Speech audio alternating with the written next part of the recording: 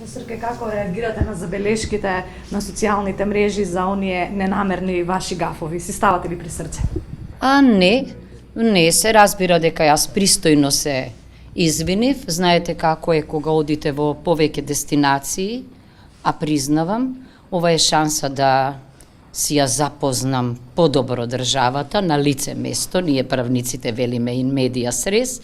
Понекогаш кога вие мислите на тоа што ќе го кажете, а не на градот, можете да сгрешите, но тоа е доказ дека и кандидатите за председатели, па и председателите не се совршени, перфектни личности и дека можат да направат грешка, ако се извините. Тоа е во ред. Чинам дека поважно од таквата грешка е да не сгрешите во тезите, во вистинските анализи. А ако го сгрешите името на градот, тогаш мислам дека тоа не е страшно.